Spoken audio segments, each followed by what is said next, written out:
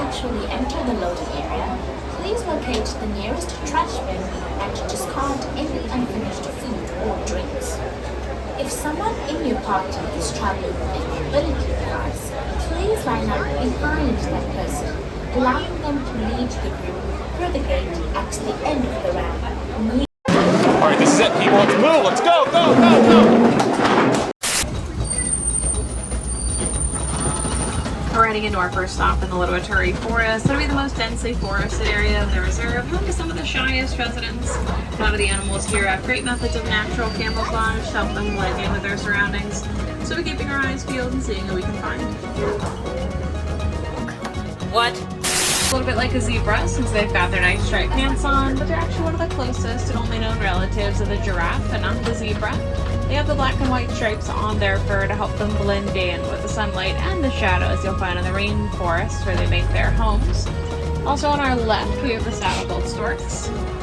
They get their name from that big yellow shape at the top of their bill. It kind of looks like the seat of a saddle. They can reach heights of around 5 feet thanks to their spindly legs, and they use those legs to wade in the shallow water with a fish for their dinner. Right hand side, the tin antelope at the top are the greater kudu, the copper-colored ones with a bongo.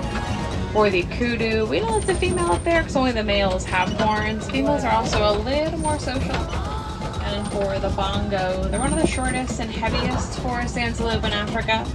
They weigh in at up to 800 pounds. They're very short and stout. It helps them to hide in the underbrush and not be seen by any predators who might be in the area. Your kudu. Pelicans. The pelicans will use that massive pouch below their bill, just like a net. So they can scoop fish up in that pouch, squeeze the water out, swallow those fish whole. It's a great mental image for you.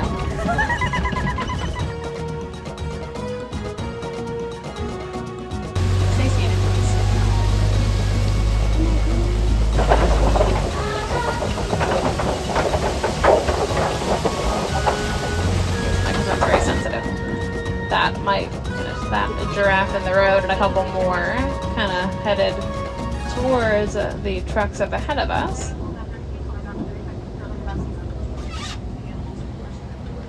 Now the giraffes here on the reserve are Maasai giraffe. They're one of several different species of giraffe found in Africa.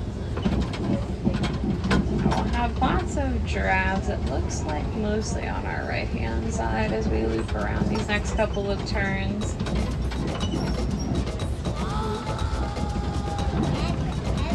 Right across from us there are 2 African painted dogs.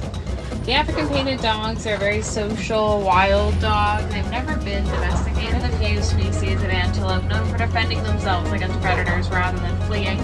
So they use those massive rear-facing horns for. And for the Hartmann's mountain zebra, they're one of 3 different kinds of zebra found in Africa. They're also the only ones known for making their homes at higher altitudes, hence that mountain in their names. They have a couple different adaptations to make life up there a little easier, including things like a larger heart to help keep their blood pressure and circulation up, and also smaller hooves to make climbing easier.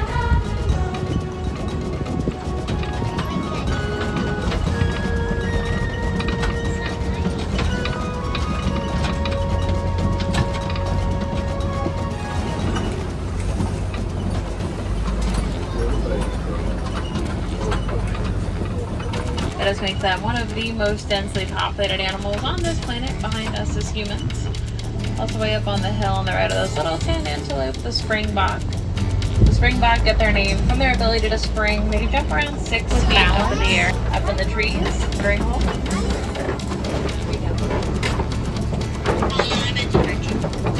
They can do some pretty incredible things with their size, like pushing over entire trees to get to the very tasty snacks at the top of those trees. I definitely encourage you to do some of your own research, find a couple of keystone species in your backyard, and find a few ways to protect those animals in your day-to-day lives.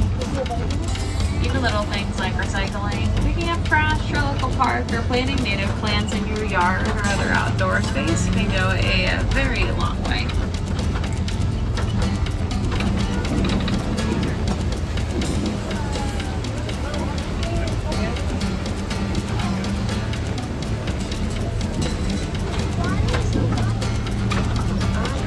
Also got an island full of a greater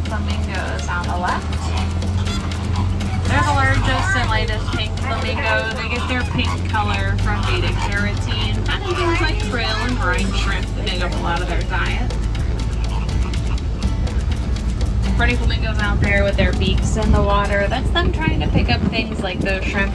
They'll stomp their feet back and forth to stir them up, and then they use their beaks to filter them out. It looks pretty silly, but it's very effective for getting their seafood dinner. These are white rhinos on the left. They're the largest and most social of the 5 different species of rhino. They mature to weight at around 5,000 pounds, and they make their homes in the savanna with their families. But they have a very wide, squared-off jaw to graze from all the grasses out here, just like giant lawnmowers. Whoa. Oh my God! Social big cat. Other big cats are very solitary animals, but lions are an anomaly. And a pride of lions will be the ladies who do the hunting every night, while any males in the pride will be staying back to guard the territory and watch over the cubs if they have any. Since they hunt at night, they'll be sleeping or resting for around 18 to 20 hours of the day to conserve energy.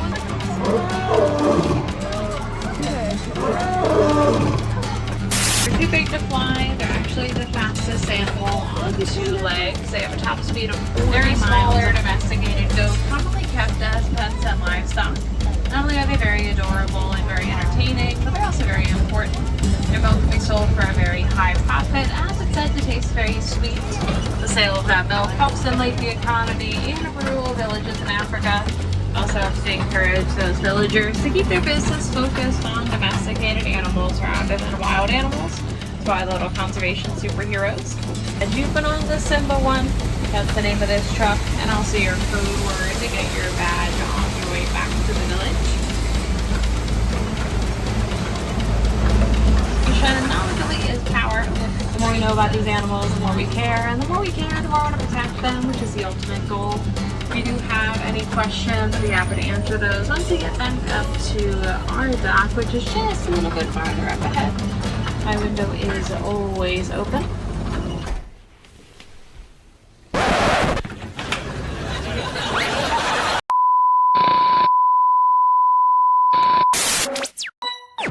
Lima Bean TV hit you every single week, and get up, homeboy, don't be sleeping. You know we be out there creeping.